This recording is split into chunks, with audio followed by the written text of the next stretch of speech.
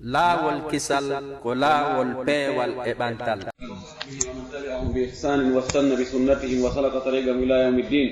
اللهم لا علم لنا إلا ما علمتنا إنك أنت العليم الحكيم. اللهم علمنا ما ينفعنا وانفعنا بما علمتنا وزدنا علما.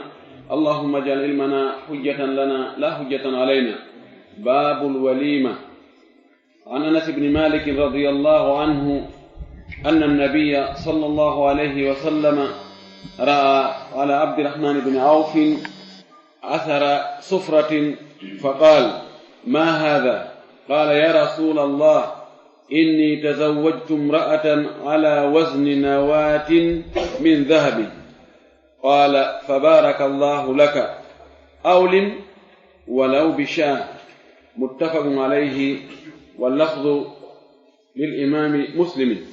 يتي الله سبحانه وتعالى تدد مونو تو سنيدو لابدو هاندو يتede idan toromo yo juude ne laado meden Muhammad sallallahu alaihi wasallam o mo ne haye meden sabu yurmede yo juudo e sahaba be ne laado be fu mabbe e kala jokkudo ko be jokkuno kon kadina watti batteji mabbe din ha nyani dangal dari Allah tawharden tawa e ben amin. Hande gal dambugal do ko fi pera babu alwalima dambugal fi pera woni alwalima حيث اللغة هو الطعام الذي يعد ويدعى له الجفلا ko ñaamete préparete ɗo moƴƴine nodde jama on fuu tawa ko fifeññigo weltare kala sidi ko ɗum ɗo o naafi jombugol ɗum kala ñaamete mo eɓɓanɗa moƴƴinɗa ha moƴƴi nodduɗa fof o yaali ko bew onon ɗo tuu wi'a kala heɓɗo feere haray meɗen yeli tawdede makko sembiname ɗum wi'e alwalima haala arab kono istilahan ko ɓura gollitirede si wiyama ɗum alwalima haray ko ñaamete defaɗo fi jombere sina ɗum watte tagyid wiyete ko walimatu alkhitani وليمة الأغيقة وليمة كذا وتتقييد وليمة في دوندو وليمة في دوندو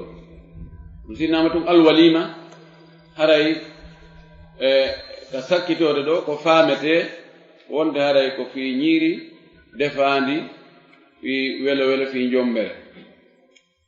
hande ko fi ɗum ɗon wonde nge jangude ɗo seede l'islam on wersindaki sengo hay woto woni ko fewdo welo welo woni ko fewdo wulu wulu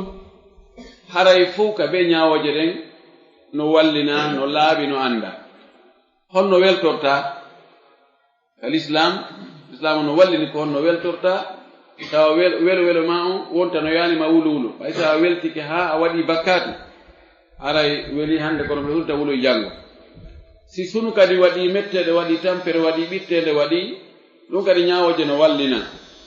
ko honno gerdirta alhaali on fewndo ɗon silman wa harban woni ko gere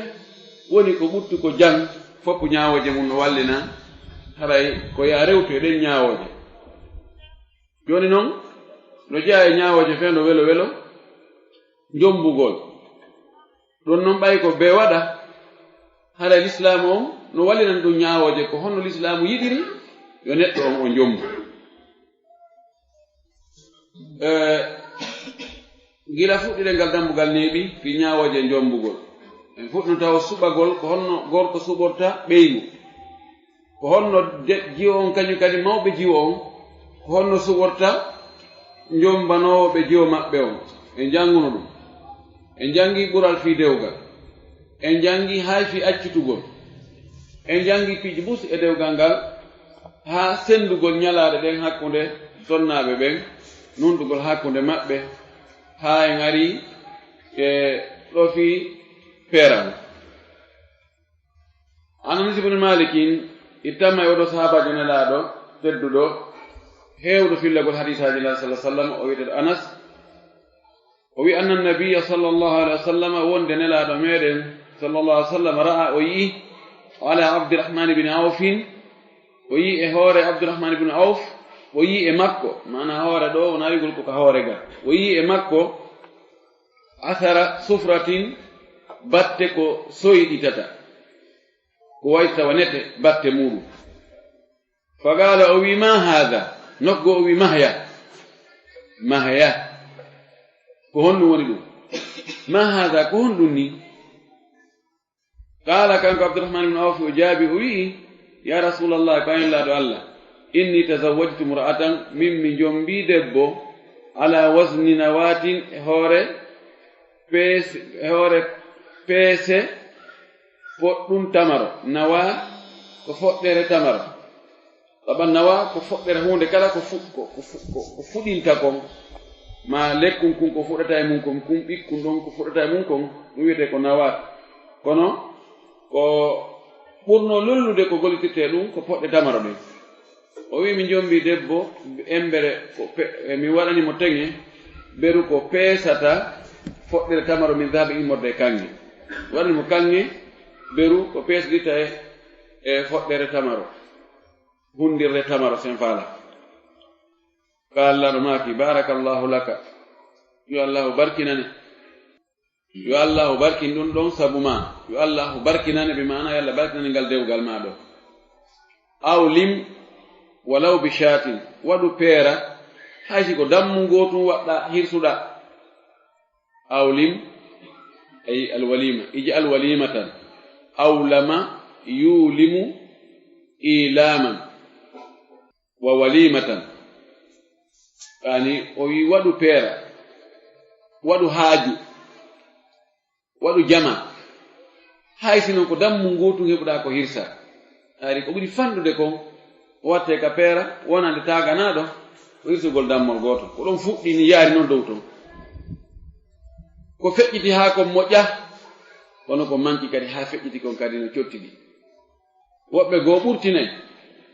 yaajiraɓe feere goo on tentini arabuɓe sa yahi feere maɓɓe a tawa yimɓe tata no jooɗani dammol e juɗirakol ko itta tan wo ko hoore ngo no juɗa yiɓe ɗum ma ingol ajjiti ɗon awa yette to ɓen no cokkita ɗon ƴakka ɗo serni tun accita ɗon moɓe naɓe hibboye feere goto goɗɗo waɗa e kolce 90 dammol 90 temedere nogay ɗum ɗon ko feƴƴintinnugol awa woɓɓe goo kadi woni ko alhamdulillah rabbil alamin wota en tampin hoore men kañum kadi no sikka sunna ko wuddugol tun woni sunna ko kala ko wiyeno wiyeteno yo waɗe an wiya o wayi minata e ɗum aɗa anga waɗi sunna o naɗum noon kadi de ɗen ɗon cenɗe ɗi noon ko ŋiñade ko hakkunde ɗon si a taɓena defu harana ko bonata nodda yimɓe ɓe ñamudu wodu oto no gasa ɓen du'aniɓema ɗon fuu allah fuuyinta ɗin du'aji ɗon fof no gasa goɗɗo gono toon mo allah yiɗi hawrodira e du'a on ɗon allah waɗa barke dewgal ngal wota feƴƴintinnu ha feƴƴita sa mara la yukallifu llahu nafsan illa wusaha la yukallifu llahu nafsan illa ma ataha allah fawa wonki sina beri ko okki ko sina beri ko timaritaga ko fattaqullah mastata'tum hule allah foddetaga ɗe gandi oya sonnajo are ɗo no wi'i nelaɗo hiwri nelaɗo laawol wonde ƴitti hoore muɗum okki nelaɗo fi dewgal nelaɗo kañum no dagani ɗum ɗon dey ko noon ko kanko tungoy wota ustad en kadi sikkuɗo joni si sonnajo ari ɗo inni ara ustad miɗo faala yo jomba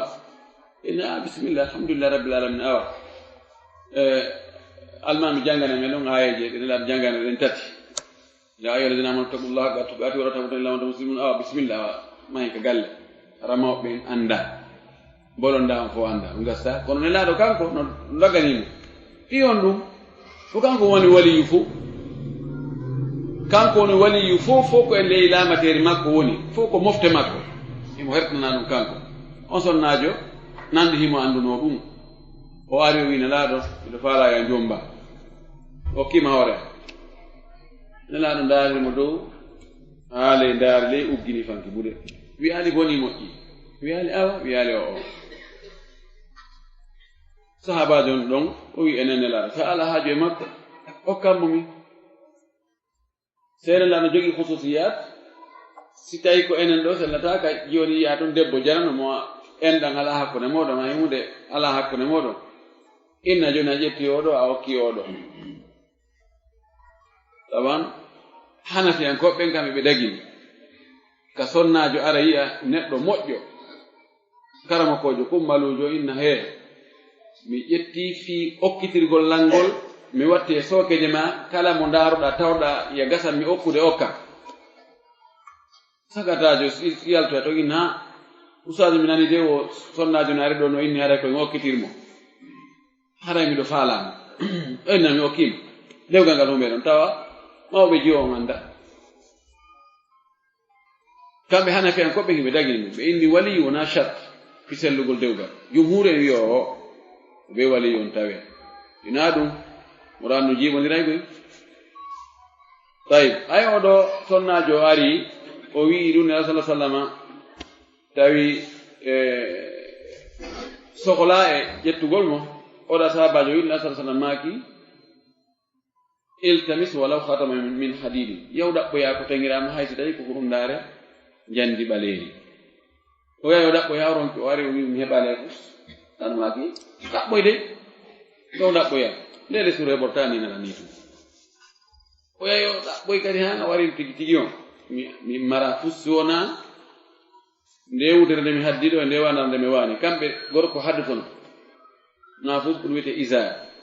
ɗum no heddori nokkeli buy e leyɗe buy ko enen tum ɗum mutiga fes mi anda si arano e si arno muti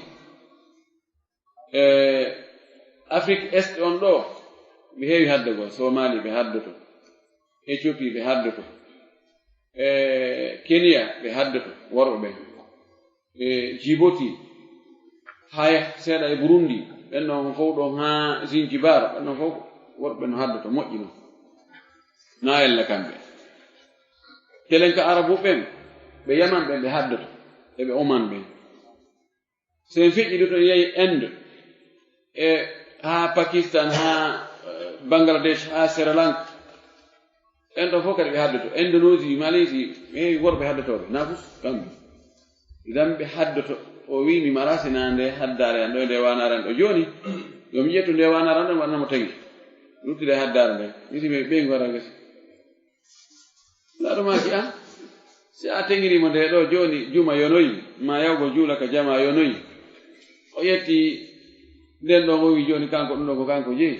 ko honno yarata ka juma ma yarata ka jama o fanki tawi gasata ɓay so teŋirima ara e debbo jeyi laɗo maki ko jeni hunjiɗa e alqur'ana hunji corteji bus wadduha e alam nashra e wattine o linti ɗon ɗin fof mbiɗo hunjiɗi laɗo maki awa zawwajtuka ha bima maka min alqur'an mi okkima mo sabu ko marɗa qur'an ɗon ko ya hunjimmo teŋe ma kon ko ya hunjimo ɗi corteji ɗi hunjiɗa ɗo ɗum ɗo ko honɗum holli wonde sabu basal hata taw tigi ƴetta joni mo heɓani hay teŋe on no wonta fi peerugol ka fi peera arani noon no waali to ɗanani hoore muɗum idan ko wona e wolede yon tigi taw fannu ha wona nde amma Allah yaññen so tawi yaaja ala no yaajinire wona yon tigi ñawlo faw hoore mum dolle ko ñaame waɗe mbumba ñande wotere o akkide e ñamale i feƴƴi hakkunde makko e jomba makko hara wurin wona suuɗotoɗo yimɓe tum tawi a omo suuɗi honto kaari woni ha o ala ga goɗɗo allanike ɗo fiya hinami ala ga nani ɗum no kadi na ɗum wiyaade ko berko marɗa feere ko ɗaɓan Allah subhanahu wa taala kanko fonnali artikaji ɗi woɓɓe o yannini ɗum ha woɓɓe o waɗi ko hakkili kono hay goto ɗalaade oɗo hadis ko ɗum ɗo wi nela sa sallam yamirimo o wi awlin walaw bisha ɗo ko yamirore o wi waɗu peera haysi ko dammu muttafaqun alayhi ɗum ɗo no fotta sellugol mum walla lafdu li muslimin haray konngol ngol ɗo ko soggiringol ni ko imam muslim وعن ابن عمر رضي الله عنهما قال رسول الله صلى الله عليه وسلم إذا دعي أحدكم إلى الوليمة فليأتها متفق عليه oɗa hadis nane ko jombayɗo on yamira yo waɗu haaji o nodda yimɓe ɓe oɗo hadith ko yimɓe noddaɓe ɓen woni ko yamirayo ɓe noota ko ɗum si haaji on feewa ko be waɗɗo haaji on o nodda yimɓe ɓen ko yiɗɗa notagol o ko si a noddama si notoɗa awa ko welta kadi nodduɗo ko yo noote ko on tigi mari moyen o ko defi ɗuuɗi o so hay goto yaral toon kadi on kadi ara wonali teddungal nde o hadis ɗo abdoullah ibne umar o wi'i nelaɗo men sallllahu alayhi wa sallam maaki ida du'iya ahadukum si goɗɗo e mon noddama ila alwalimati faade e ñiiri peera falyatiha yo ar e on haaju peera ɗon de o ñaama ha o haara tew so tawi o heɓi ɗo kadi ko yamirore si tawi musidɗo ma inilan faala ye en tawde fi humugol dewgal ngal ma en tawde fi peera o si tawi a ɓittaaki haaray waɗɗike ma yahugol goy sabu na sa sallam falyatiha ko yamirore yo ar yo on tigi yahude ka noddaɗo muttafaqun alayhi ɗum ɗo ko si tawi on tigi no andi yeddugol allah ala nder toon itawi peti yero no nder toon tawon tigi yahude si tawi orchestre no adda fooli feñji no waɗede no wuttede no wuuɗede no seɗede no amede ɗum ɗon yon tigi acci ɗon tigi on haray ko ɗum ɗo allah arsikimi komi wallitore ene ɗo haray tigi on miɗo jogii nganto min mi yahata ka jimbe ɗuma ka piyete ɗum ɗon si tawi yeddugol ala nder toon ha on tigi yahu yeddugol ala ala toon ko yon tigi nooto wali muslimin ari e riwaya muslimu filli on nelaɗo maaki ida da'a ahadukum akhahu falyujib ursan kana aw nahwahu si goɗɗo noddi siɗɗo muɗum yo siɗɗo makko on nooto ida da'a ahadukum si goɗɗo e mon noddi akhahu siɗɗo makko e haaju mum falyujib yo on tigi nooto ursan ko jombere kana ndun noddano ɗon woni aw nahwahu ma ko nandi e jombere ko denna bo ko jombere ko haaju jokkerenɗa ko kala ka musidɗo ma on nodduma tawi mo faala ya tawde e makko e ɗen golle makko ɗon haray ko ya nooto madama ɗen golle ɗon wona yeddugol allah ko golle yamirade ka sharia ors ko jombere ko gootum walima e ors ko gootum aris arus aris ko gorko jombuɗo jomba gorko arus ko jomba debbo irs ko mouvement jombere nde وعن أبي هريرة رضي الله عنه قال قال رسول الله صلى الله عليه وسلم شر الطعام طعام الوليمة يمنعها من يأتيها ويدعى إليها من يأباها ومن لم يجب الدعوة فقد عصى الله ورسوله أخرجه مسلم أبو هريرة وي الله ويلتنا صحابة بين فو إكلا واتدو باتي جماع بدين كدينة وي إن الله رسول الله صلى الله عليه وسلم ماكي شر الطعام كبوري بند نعمتي فو طعام الوليمة كو نعمتي بيرا يمنعها نهدي ونعمتي من يأتيها أرض بيرا on ɗon ɗale ñaametee on o jindale ngo wongo wangan no a ronka ɓay fiyon ɗum naa o garam mamadou ko peti mamadou ko peti mamadujo awa wona e paradowal o cippi wona o jogaki basenji gonfulɗi awa wona e ɓeya dow ɓe to o jeeya واحد من الناس goto tun e yimɓe yinde haronka goto arano weebi to kaya wonno weebi to sikka en joni an wodi gaade an kadi ya tawta ɓeera daro ɗon jinde haronka hawta amin aldi awa peera mettuɗo waɗi ɗo ñaamete joɗɗo kono mene men hawrade hewnde o wi wayudu ilayha nodde e on ñaamete peera man yabaha mono salo ko falaka be aran do min falaka no accu yafoɗa mi yani miɗo fenno miɗo maapi miɗo jogii occupation ji miɗo jogii audience ɗa miɗo jogii ko mon ko ndorɗo abaso mi neɓanayi on goy son ara naali nelaɗo andi alaaɗo yimɓe ɓengol o wi oɗo ñaamete ko oɗo ɓuri bonde yani handuɗo on no takko ɗon no belƴindo no yoodo kono jonnataake no yawtene ɗon gite awa kon ɓeeɗa ɓe weeri ɓe alaji karen oustad karen docteur nda ɓe bika ɓe werde naɓe ɓeɗa tawano jooɗi ɗon kaftan mo ñobbi kum kada man nawno ɓe puttinoɓe ɓe yawtene gite ɗen ɗon ko ɓeeɗago ƴettu ɓeeɗa naɓaɗa werde ɓeeɗanen kona ɓeeɗa kona ni jinda ɗo ha ronka ta goto haccita kay mum waɗi ko ɗuuɗi ko ɓurɓurde yimɓe kon ko ekkirte ko neɗɗo on jooni ettugol on fi andugol yimo teddima o tedda ko matiére o ko maral ngal si on tigi no mari ko tedduɗo no wayo siɗi juulay siɗi juulata siɗi jangata siɗi daasa tonki mum no wayo hakkiti mustasi ji no hakkiti ko acciti o tawde tun tammar ndun no woodi moƴƴi ɓen noon koye makko ba ɓen kummanu ɓen jeeya gon tigi huli allah o haysi mo juuli ha tinden no tufi jangi ha awa hogogo fof ko alifoji lamal fuji haɓɓira kono fosi ala oto ha jaɓe wowlata jaɓe ɗi fewji ka fewji o sonkay modi yimɓe on landaka modi onon kadi acce yimɓe nanodira acce alaji kadi acce yimɓe nanen koɓe makata ko no yumi wallahi wonani wawno law adna on ko lesata makono kon o wi wallahi mal fagru akhsha alaykum wallahi na basal mi hulani mi hula basal no bonni fi mo few ikono ko mi hulani on ko ta o adna udditane on wala udditanoɓe attinoɓe on jinodiron adna on ɓurodiron bo ɓe haɓɓito ko kañum ton hende wono ɓeya gerduno noon fownodiri fi adna on halkira on no halkirnoɓen no ko ɗum mapinimi ko ɗum anni mi wona basal ngal mi mapori e hoore moɗon ko tigi ko jawdi ndi tandi ɗuuɗu wonon e geri ɗum ɗum tum si daway si hirday si ngulete si jangete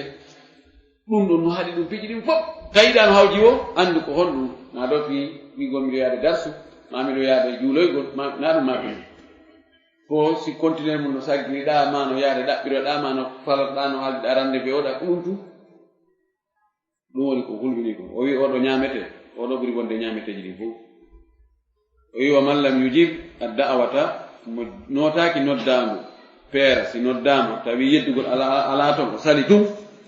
wona occupation ji ɗuɗiri mo tawa no jogii nganto jaɓago ka sharia sabu mawnitinare tum peera wana on kadi kono ade wano min mi yahanta ɗon woɓɓe ko ɗum hayta yahi haajuji wo fewdu giteɓe mum ɓen siko ɓen ɗo noon aray nganto ala ɓe on tigi wattoɗo kono siko wonɗo ley on tigi andi aray awa tigi tigi on aray petit poids ɗuɗa ton awa ɓiyatake adde ko ɗum faala ɗon hino ɗum ɗo hunde kaare ɗo hunde kaare kaddo ɗo hunde kaare kaddoɗo ɗo udditeɗa kadi holɗo ɓe ɗum noon kadi ndano sikko ɗum ɗo ɓe yiɗi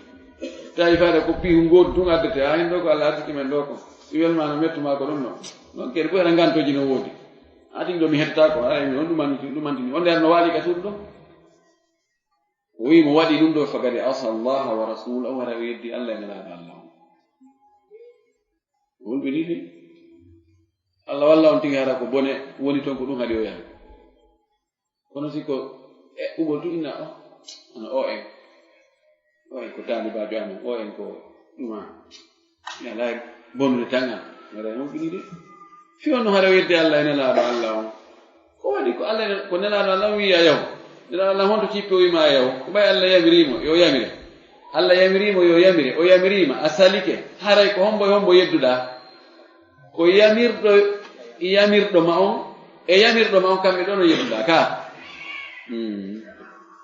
ko felli hadith on ko imam muslim wa anhu radiyallahu anhu qala rasulullah sallallahu alaihi wasallam idha du'iya ahadukum falyujib fa in kana sa'iman falyusalli wa in kana muftiran falyat'am akhrajahu muslim aydan itama makkan ko abu hurayra fahin wonde nelaɗo sallallahu alaihi wasallam maki idha du'iya ahadukum si goɗɗo mon noddama e fi ñamete peera falyujib yo noto o yaha o tawe fa in kana sa'iman so tawi mo hoori falyusalli yo du'o dona yo juulude yo juulo aslan du'agol julde ko du'a as-salatu asluha mutlaqu du'a ثم استخدم اللفظ في الاصطلاح الشرعي على الأفعال والأقوال المفتتحة بالتكبير المختتمة بالتسليم على الصورة المعروفة ونقطع الذي فصل عليه إن صلاتك سكن له ستوي بين أدي زكاة جن الله صلى الله عليه وسلم الذين لا دعاء ما أولتنا بيرد ما بين وآية كتير نويه عبد الله بن أبي أوفى ولوري تبين ابن أبي أوفى عبد الله بن أبي أوفى أدي زكاة من جن الله صلى الله عليه وسلم وإني نرمك اللهم صل على آل أبي الأوفى دواني ما يبلتها وي ما بال يبلتها رمضان هان دو أهم قل دوان الله إذا ستاي أنتي أري كبيرة تاي مهوري يو دو وإن كان مفترا ستاي هاري أهورا فليطعم يونيام برو كالو تاغين مادام ولا ودا إني نيامتي جيرون وعلدا جابت ما غدو غوتاوات nden nawnar do newnan tamo yo nyam ko won don ko aysi ko jihu yo yaruma ko ya yehu yo yaru ko agga don du'a ko filli hadith on do fa imam muslim وله من حديث جابر نحوه وقال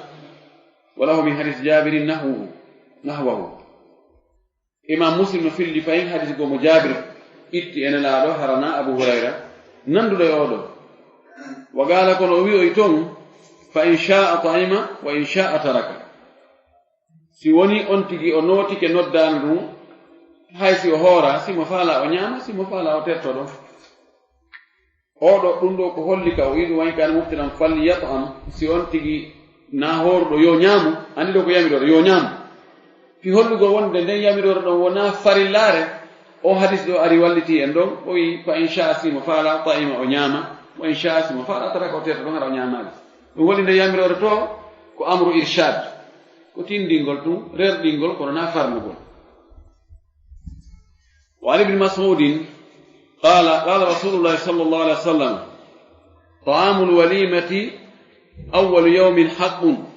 وطعام يوم الثاني سنة وطعام يوم الثالث سمعة ومن سمع الله به رواه الترمذي واستغربه ورجاله رجال صحيح وله شاهد عن أنس عند ابن ماجه عبد الله بن مسعود بي يلا ويلتنا صحابة بين وند نلا من صلى الله عليه وسلم ماكي طعام الوليمة نيامة بيرة أول يوم نيالاند أرانير نياند ونتي جومبي نياند يوولو نياند جومبناتي نيامة دفات ون نياند نودا يمبه بين حق دون كو وادي مانا كو غونغا دو حق كو وادي وطعام يوم الثاني نيامة دفات ون نياند ديمرنde bimbi pera on sunnatu dum kadi ko sunna yo jagana nyande pera on tun defete bimbi kadi nyalande bimbi sukkaron on kadi defugol no moji on tigi watti be ngumunge suudu alhamdulillah jem mabbe fe'iye jam welti mo welti ha jombano welti mo welti yo welti yimbe kadi yo defo don de nyande a hande bene fala en soddu kamen do soddi denge do jombano do sodjen do tay don kadi ko sunna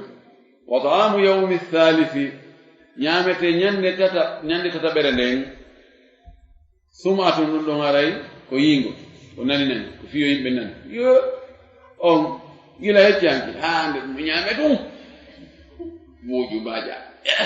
oh halan okibe tarno wala on tigi kanante dum ene kun yimbe ne wiide fi opera ye oh monanda on wala sika ko gerda do ko go to geral dum bay no on tigi taw be on tigi do mantino soma oyo man samma Allah bi o wadi fi yonane wowle ciobe Allah waɗano yo nane coobe kono alay baraja kala ko wonti waɗiri fiyo nane fiyo mante fiyo no yi'e ko kaari waɗi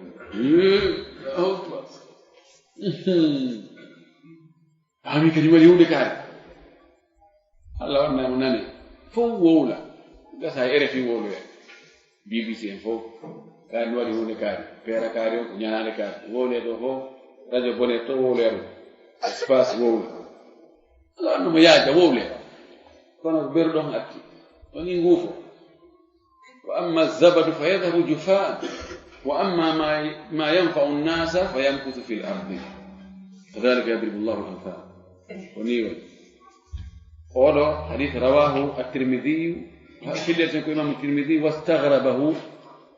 وقال ديماكو ويمكو غريب وي حديث كو تونغرانكو استغربه جعله غريبا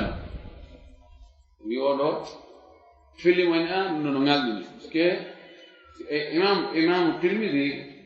وماندي مجوغي مصطلحات دي وند فايدا ko kanko bu duddinde haysina kanko to sincidi kono ko kanko bu duddi wolu ko inna hadithun hasanun sahih ma bain o inna hasanun gharib ma in hadha hadithun gharib la na'rifu illa min hadha wajh tabanka ulama al hadith ibiya istighrabuhu yati min iddati wujuh nawawi joni tawa hadithun ardoino o aroya ha e goddo go e karama ko be ruwato en mardo talibabe bus talibajo goto pet e ben talibabe mo jogi won talibabe cappantato andal ben ko filloto be hadisaji e makko jogi be sanado ha e makko hadisi go areta ko goto pet e ben don filli o hebal ton nimmo on non kadi yeto go ciokko dokko der no hanu ngaldinde kaari o silsila ari ha e kaarijo no jogi talibaɓe bos kono ko kaarijo tum men hutaakimo goy ko hoolaɗo kono honno kanko tum o weddorta fillagol o hadise e juuɗe karamko makko tawa ɓe talibaɓe ɗimoɓe makko hay gooto ala tawtuɗo mo ɗum alano noon haɗa garib heno no ngalɗini ɗo wiyete istigrab no arda e on gon sengol o wi kono wa rijaluhu rijalu sahih worbe fillibe o hadis ben ko worbe deftere sellul len sinama sahih wala ko ndon fanda ani sahih bukhari bimana worbe fillibe o hadis do be fu shartiji imam al-bukhari no timme hore makko manam ko be sigata ko be holaabe ka kono to fota dabbitede ko fi honnum tirmidhi wi ko gharib yadde no tindini wonde hare o sella وله شاهد عن أنس عند ابن ماجه وحديث مري كو سيدان تومو مري سيده حديث غدو غو مو أنس فيلي وعندي ودو كو جابر ابن مسعود فيليمو اودا حديث كو أنس فيليمو kidi nandi ko nyaawore wote fayda lafdu ko di goti ko woni na sahabajo goto filli o sahabajo nani nenado oda nani e nenado odo filloringol lawol to ongo filloringol lawol to laawdi fottale no wiya yayowtoyi o da hewtoyi ka Tirmidhi wala no ka Ibn Majah kono baytum maana majji on ko gotum si oda no lo'i seeda oda kan no seeda kono mat non ko goto laawdi no serti oda sembina e oda ko de misal yewtere yewtama ɗo Madina masalan goɗɗo inni ha dara butikaji magasin ji no uddita nokku kaari prix moƴƴo kadi no weeɓiti Niger wanga mono faala so yahi ɗo mo heɓay place hombo yetima ko kaari yeetimi mi yahano Madina nde kono ko kaari yeetimi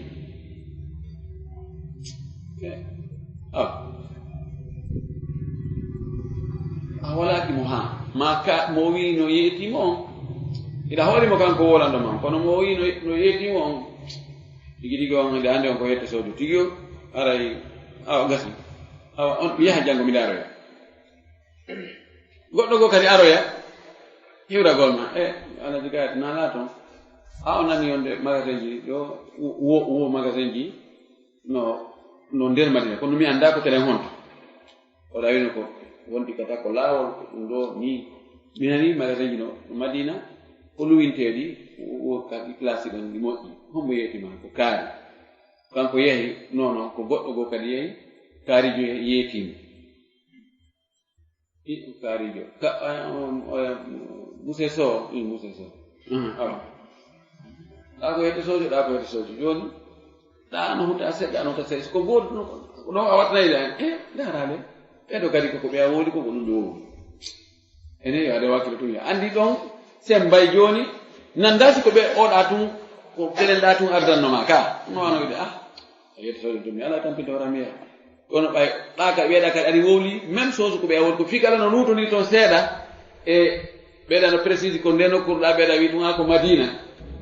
ena koko ɓeeɗa wi konko ɗum ɓeeɗa woni andali place o kono ko guutu ha yo ade wakkilo ya sembinen ko ɗum ɓe innata الضعيف إذا وجد له شاهد وكان ضعفه ولم يكن ضعفه شديدا يتقوى بالشواهد يتقوى بالشواهد إذا أول حديث جوجي سيدة كابن ماجه نوع حديث صحابة جوجي الأنس في النور وعن صفية بنت شيبة رضي الله عنها قالت أولم النبي صلى الله عليه وسلم على بعض نسائه بمدين من شعير أخرجه البخاري. أولئك صفية بنت شيبة قال له يلتنا صحابة بين فوق أماكي أولم النبي صلى الله عليه وسلم لا ولينو بيرا على بعض نسائه يوغا سنة مكو بين كو نجومبي به o waɗo ñaamete o defi ñaamete o noddi sahabaɓe goɓe ari ɓe ñaami kono bi muddeni min sha'iri tawi ko woodi ko muddo koye ɗiɗoy ɗum kadi ko gawri sha'ir gawri wiyetendi sha'ir muutiri sha'ir muutiri sha'ir no jeeya no ñaamete ñaaɗuɗo wela no wiyeten koosa fewno ɗo ni wonno ñaamete o tigi tigi on ko burru ɗum no gawri moƴƴiri ndin ñaamete patron ɓe ɓen bara ɗum wonno ñaamete maɓɓe on tuma tigi tigi sha'ir fayda marɓe ɓen ɗum ko ñaamete geloɗi e daabeji ni ko ɗum ɓe unayno e jonat ɗi ñaami awa kono no ñaamo kadi no moƴƴi no ñaamete neɗɗo ñaama tampuɓe ɓen no ñaama o waɗi muddu hoye ɗiɗoy o defi o noddi yoga e sahabaɓe ni bisimilla aray wiɗo jombi aray ko ɗum en anndi noon ko lan jombi ko sinara ko Aisha ɓe jombi ɓen fof ko jiidiɓe ha hongi ko nayeɓe mana fof ko ceemetoɓe wanno anda haaju watteɗo on si tawi ko jiwo mo meeɗaka jombede ha hande haaju watteɗo on si tawi ko yangoduɗo e aduna fayde ha mo beewi accitami accitima hara nago ton ka cona no keeligo ndera woɓɓe sino yiɗi ha jogi feere waɗay fekarire moranade Allah nam oɗo hadisi ko fillima ko Imamul Bukhari tawi ɗon holli wonde feewno tawi yaajiraka nelaɗo yaajiraka feewno ko waɗi ɗum ɗo feewno ko yaajira ɗon o wanno ɗum وعن أنس قال أقام النبي صلى الله عليه وسلم بين خيبر والمدينة 3 ليال يبنى عليه بصفية فدعوت المسلمين إلى وليمته فما كان فيها من خبز ولا لحم وما كان فيها إلا أن أمر بالأنطاع فبسطت فألقي عليها التمر والأقط والسمن متفق عليه واللفظ للبخاري. أولو أنس فإن أفلي أوي أقام النبي صلى الله عليه وسلم نلادو نيبينو وني ودي كامبين داكيكي بين خيبر حقو لنكو يتد خيبر إمو إيميتون والمدينة مدينة حقو خيبر مدينة مو يتي خيبر ودي تويتون إمو أرض مدينة واري هاي لاول o daaki ɗon 3 layali jemmaji tati yubna alayhi bi safiya tawihimo wattude safiya e suudu mo wondude safiya bint huyay min akhtab ko hooreɓe alyahudu ɓe wonnoɓe haybara woni baaba o sonna jotiɗo Safiya tawno julɓe fooli o jeyama e nangaɓe ɓen ɓe tawi ko debbo tedduɗo ɓi lanɗo haray l'islamu yiɗa hoynugol tedduɗo sonara kanko hoyni hoore makko ɓe tawi ka teddingol o jiwo jiirrawo de ɓe tawi ɓe waɗu on ɗon geɓal nelaɗo sallallahu sallam ɓe sendi ɓe accani on ɗon nelaɗo sallallahu sallam nelaɗo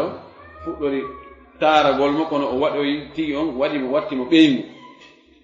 oɗo ɓe wino ɓe winni joni wattane yiila sita nde si o iwi ka tante makko sa o yalti fokkita yahoygol si o buumimo tun o yaltirimo o buumimo so ƴawnimo ka ngeloba hara en andi ko dewgal o jogorimo ko ɓeygu e ɓeyguli makko si o buumani hara en andi ko waɗumo taarajo wattu ko korɗo waɗumo taarajo ɗaɗo yalti tun buumimo wattimo ɓaawa muɗum buumimo ɓeyni heejaka o waɗumo e ñaawore ɓeygu oɗo o wi ɗa sa sallam on ɗon o wi fa da'awtu lmuslimina ila walimatihi ɗaɗo yamiri yo defe fii ɗum ɗo munasaba ɗo o yamiri Anas yo noddu yimɓe ɓen o wi Anas wi'i mi noddi yimɓe ɓen yoɓe ar ka ñiiri peera makko kanko laɗo sallallahu sallam o wi kono fama kana fiha alano e nder ndi ñiiri peera alano toon min khubsin wona bireedi wala lahmin wona tewu feti pilare ala toon wama kana fiha alano e o peera ɗo illa an amara si wona o yamiri bil anta'i guri fa busitat ɗi fonta fa ulgi alayha tamru al anta ko mbertateriji ndaɗɗudi ko heewi konko guri gollitirte an natu hewa ko gollitirte ko guri kono ko kaka yimɓe ɓe warete ɗon ɓe inna an nata wassayfa lamɓe ɓe joni si ñaawi joni tawi on tiko warete ma joni goɗɗo woppodiɗɗo e lanɗo on feere murtuɗo mo faalaka laamu mum fes ɓe wiyoymo ceet ɓe addimo khalifa o maka lanɗo on o inna an nata wassayfa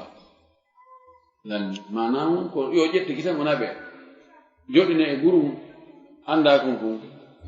kafaare ɗo dannen tagi noon nato ko ɗum al anta ko guri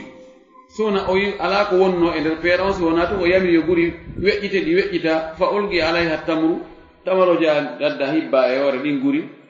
ndaɗɗudeji wal aqitu e kosan yornaɗan bi mana fromage wa samnu e nebban kaynan kadi wonɗan ha yorti kono ɗum mana beurre tawi ko beurre e fromage e tamaro ko ɗon hibba ka ndaɗɗudi hakkunde yimɓe mo ɓe wonira to yimɓe hakkon ɗon ko ɓe ñama on kadi manni goy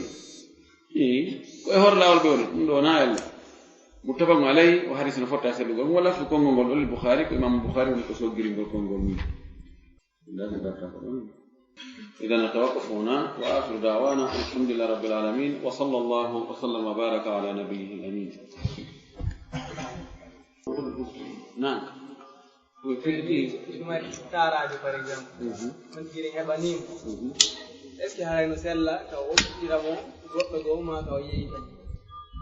ɗum wiyete ummul walad so tawi joni on korɗo makko o taarike mo ɗon o tumbi tigi on fayda ha taarago o tumbi ɗon ha mo jibinane ɓiɗɗo gorko ɗum wiyete ummul walad yarni dagi ka o yeeye karama ko ɓurɓe ɗuɗde ɓe wi nayo yeeye mo wonayo tiginoymo wonayo okkitirmo yo jogomo ɗon ɓay ñande o maayi wo kanko ñande o maayi wo automatiquement hare debbo ni fii wota o naatu e nder jeyal ɓiɗɗo makko o wonto e korɗo ɓiɗɗo makko tawa no dagi kaɓe yiida e ndaɗɗude fii ɗum baarugol ɗum ɗon aray koyo rinɗu automatiquement joni noon ɓe wiiri ko hayta ko añira ɓe wi harma kon no aña ko añira o yeeyigol ma okkitirgol mo ko ɓay haray o woƴƴintinnimo rinɗoygol ngol ɓay joni si o hokkitimo ma o yeeyimo on ɗo hendoyke mo on ɗo na ummul waladu makko fi on ɗo maayi o rinɗirta ɗum ɗo haray ko si o fuɗɗitike rinɗugol ngol e baake e to suwa ko sottitagol ma ko jeedigol joni noon l'islam o kañum no rerɗiri toujours yo jiyaɓe yoɓe rindu moɓe hetta hoore mum ɓay ko ɗo ɓuri ɓattorde o rinɗugol haray no aña ka o uddanamo ngal dammugal ɓattingal ɗo mo naɓanmo kadi ka woɗɗitigal awa ɗo e ganda hande kadi aɗa ganda hande kadi wonde rinɗata haɗa aɗa no tañiniɗa hasiɓe Allah ƴettitiɓe awa haray ɗogon tigi rindi kono ayi kadi joni moɓe yeeyimi ɗo oɗo mi jibinanaali mo taraki lemma joni ono kadi o yeeyitene joni mi anda ko nde rinɗata ko ɗum wasino aña kono noon na wasino ɗum haram wowle no wowle ɗum hatta to jaba ko woni mi wawata ɗon mbaɗa landade ko wono moɗɗo ko wonaytaɓe jogi sonnaɓe ɓuyi kono e ha kadi ko joomum mboya e goɗɗo ɗo mo jeeyi naɓe ara ko ɓe yiɗi kadi teŋe kadi ɓe teŋa ɓe adda on noon ɓe garde on ɗo goɗɗo go ara ko layo ko joomum ɗi rinde ɓe waɗa on ɗon jowa ñawore ɗum ɗon dagaki sinno dagino arano no moƴƴannomi mi timmini nayo ɓe faala ɓeydude yahan ɗo mbiɗa jogii yettotoɓe ɗo hoɓen ɗo daneɓe pen yahan ɗo ƴetta ɗiɗo watta ɗo dagatako si tawi ko korɗo goɗɗo hara ko dewgal du'a hakkude ma e makko hay onno ko konti ɓeyi na korɗo ma on ɗo timminta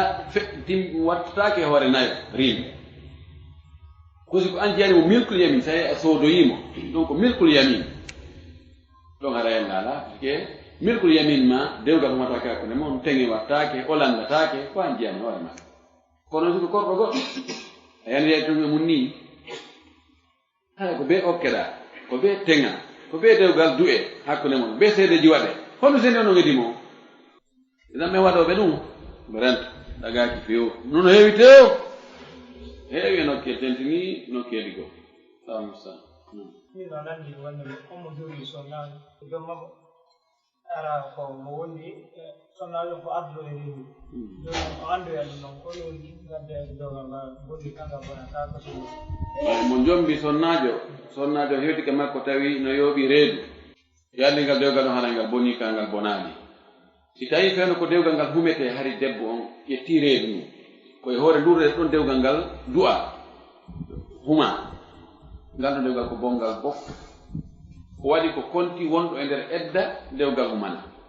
ɗon ɗo woni ko selli kon ɓuri sellude kon kon wuri kamo ko joni noon hara honno watta si tawi o anndi ɗum wona ɓe yiidu few o anndi joni ko dewgal bongal na ɓe yiidu si o anndani haa ɓe yiidi kono feeñanemo noon ɓaawo ɓe yiidi